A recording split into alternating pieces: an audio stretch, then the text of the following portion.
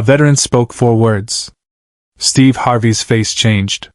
In his 40-year career, he had never stopped a show before. The studio lights were blazing as they always did on Family Feud. The audience was laughing, the families were competing, and Steve Harvey was doing what he does best, making people smile. But then, in the middle of round 3, something shifted. A man in the audience stood up. He wasn't supposed to. This wasn't part of the script. Security moved forward, but Steve raised his hand. "Wait," he said. His voice was different.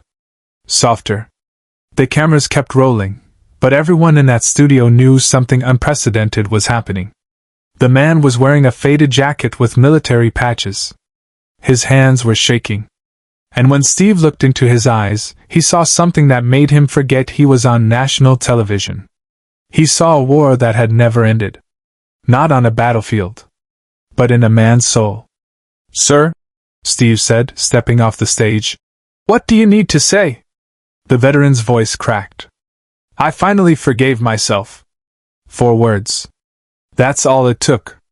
And Steve Harvey, the man who had hosted thousands of episodes, who had laughed through chaos and kept the show moving no matter what, broke down. Right there. In front of millions.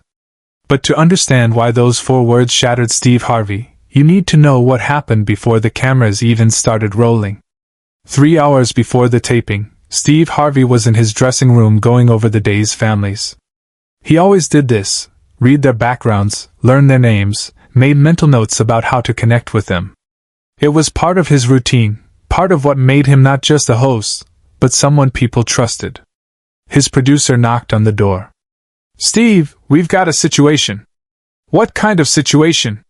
"There's a guy in the audience. Military vet. He wrote a letter to the show 6 months ago asking to be here. Said it was important. Said he needed to tell you something." Steve looked up. "Tell me what?" The producer handed him a folded piece of paper. It was wrinkled, like it had been carried in a pocket for a long time. The handwriting was shaky but deliberate. "Mr. Harvey, my name is James Miller. I served 3 tours in Afghanistan. I lost 2 brothers over there. Not blood brothers, my unit.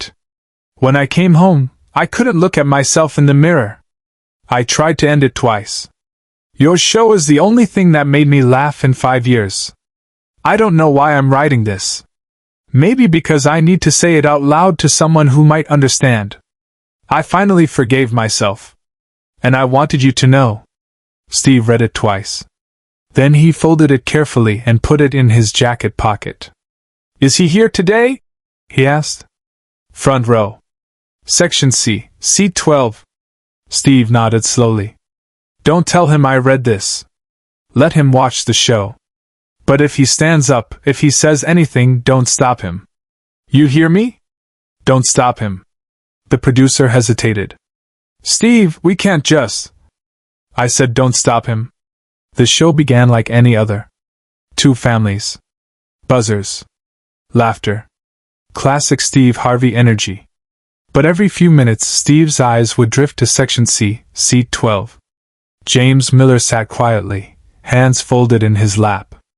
He wasn't laughing like the others. He wasn't clapping. He was just watching. Watching Steve move across the stage, watching him joke with the families, watching him be fully present with strangers. And something in James was stirring. Something he hadn't felt in years. Round 1 went smoothly. The Johnson family took the lead. Round 2 brought the usual chaos. A ridiculous answer, Steve's legendary stare, the audience roaring. But in the middle of round 3, during a question about things you're grateful for, one of the contestants said, "Coming home safe." The audience clapped. Steve smiled. But James Miller stood up.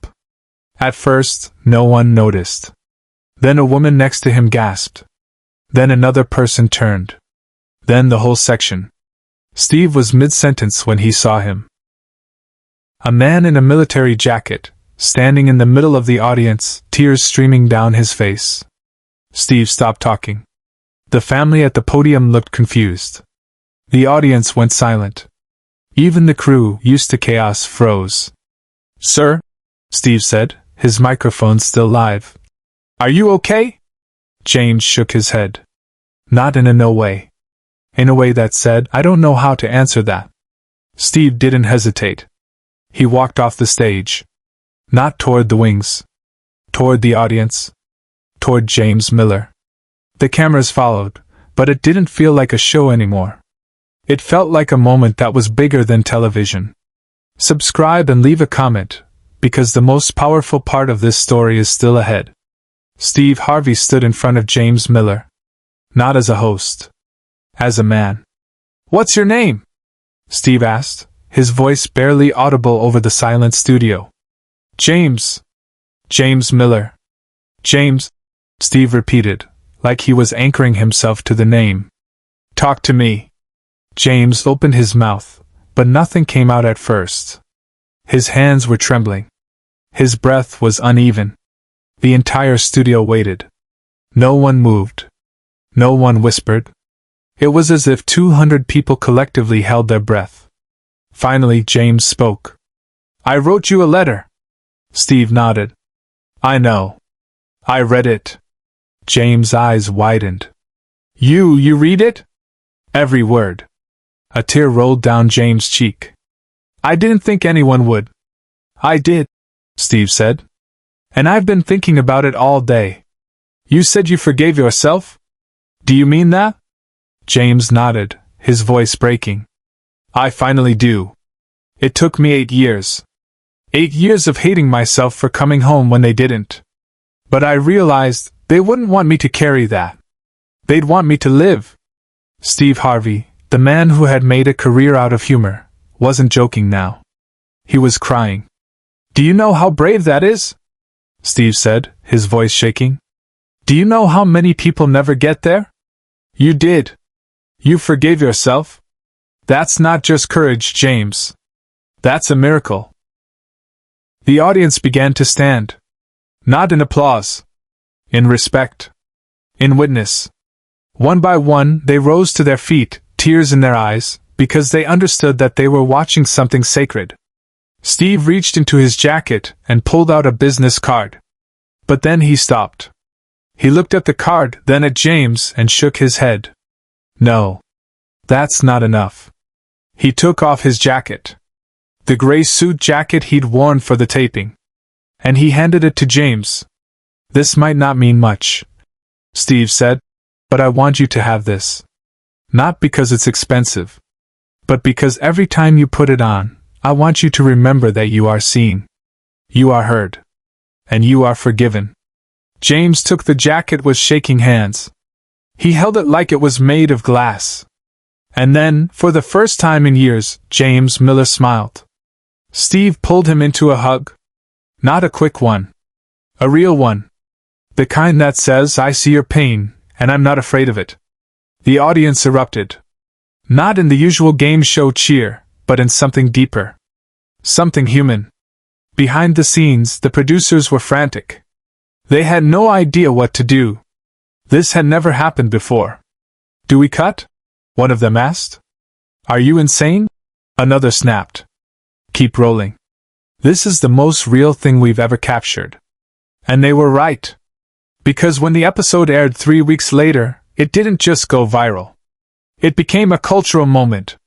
News outlets covered it. Veterans organizations shared it. Mental health advocates praised it. And millions of people who had never forgiven themselves saw that maybe, just maybe, they could. But the most powerful part happened after the cameras stopped. Steve didn't rush to his dressing room. He didn't move on to the next taping. He sat with James in the front row for 20 minutes. The audience stayed. The crew stayed. Everyone understood they were witnessing something sacred. How did you get there? Steve asked quietly. How did you finally forgive yourself? James looked down at the jacket in his hands. I was at a gas station. 3 in the morning. Couldn't sleep, like always. And this kid, maybe 19, comes up to me. Sees my veteran plates. Thanks me for my service. And I broke down right there. Started crying in front of this kid I'd never met. And you know what he said? Steve shook his head. He said, "My dad served too. He never came home the same. But he always told me the best way to honor the ones who didn't make it was to actually live. Not just survive. Live." And something in me just broke open. Or maybe it broke free. I realized my brothers wouldn't want me carrying this. They'd want me to have a life. A real one. Steve closed his eyes. When he opened them, there were tears. "That kid gave you permission." "No," James said. "He reminded me I already had it. I just had to give it to myself." But the story didn't end when the cameras stopped. After the taping, Steve invited James backstage. They sat in his dressing room for over an hour. No cameras. No crew. Just two men talking about loss, guilt, survival, and grace. "You didn't have to do that," James said, still holding the jacket. "Yes, I did," Steve replied. "Because you reminded me why I do this. It's not about the laughs. It's about the moments when someone feels seen. And you, James, you made sure every person in that studio felt something real." James looked down at the jacket. "What do I do with this?" Steve smiled. "You wear it. And when people ask where you got it, you tell them the truth. You tell them you forgave yourself. And that's the bravest thing a man can do." Months later, James Miller appeared on a podcast. The host asked him about that day. "What did it feel like when Steve gave you his jacket?" the host asked. James thought for a long time before answering. "It felt like I mattered. Like my pain wasn't invisible. And for a guy who spent years thinking the world would be better off without him, that was everything." The podcast episode was downloaded over 2 million times. Veterans reached out to James. People shared their own stories of guilt and forgiveness. And Steve Harvey, who had hosted Family Feud for over a decade, said in an interview, "That day changed me. I realized that sometimes the best thing you can do is stop the show. Stop pretending everything is fine. And just be human with someone." The jacket became a symbol. James wore it to veterans events.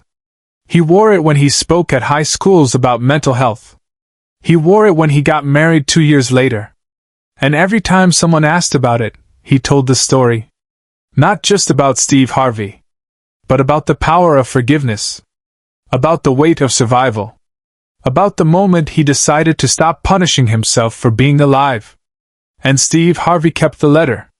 The one James had written 6 months before. He framed it and hung it in his office. Not as a trophy, but as a reminder. A reminder that sometimes, 4 words can change everything. I finally forgave myself. 4 words that a man carried for years, waiting for the moment he could say them out loud. 4 words that stopped a show, broke down a host, and reminded a studio full of strangers that we're all carrying something. The episode became one of the most watched in Family Feud history. Not because of the game, but because of the moment. The moment when entertainment became secondary to humanity. When a game show became a place of healing. Steve Harvey never forgot James Miller. They stayed in touch. And on the anniversary of that taping, Steve posted a photo on social media. It was James, wearing the jacket, standing with his wife and newborn daughter.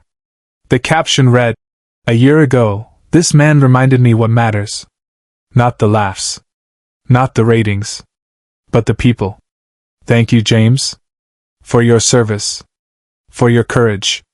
And for teaching me what it means to forgive." The post received over 10 million likes. But more importantly, it received thousands of comments from people saying the same thing James had once felt. "I needed to see this. I'm not alone. Maybe I can forgive myself too." That's the legacy of that day. Not a viral moment, but a turning point. For James Miller, it was the day he stopped running from his past. For Steve Harvey, it was the day he realized his platform wasn't just about making people laugh, it was about making people feel seen. And for the millions who watched, it was a reminder that forgiveness isn't weakness. It's survival. It's grace. And sometimes, it takes a game show host stopping everything to show us what that looks like. The jacket still hangs in James' closet. He doesn't wear it often anymore. But every time he does, he remembers. He remembers the day he stood up in a studio and said 4 words that changed his life. He remembers the man who walked off a stage to meet him where he was. And he remembers that forgiveness isn't about forgetting. It's about letting yourself live. Share and subscribe. Make sure this story is never forgotten. The jacket still hangs in James' closet. And every time someone asks about it, he tells them about the day he said 4 words that changed everything.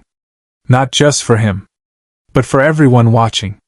Because sometimes, the bravest thing you can do is forgive yourself. And sometimes, it takes someone stopping the world to show you that you deserve it.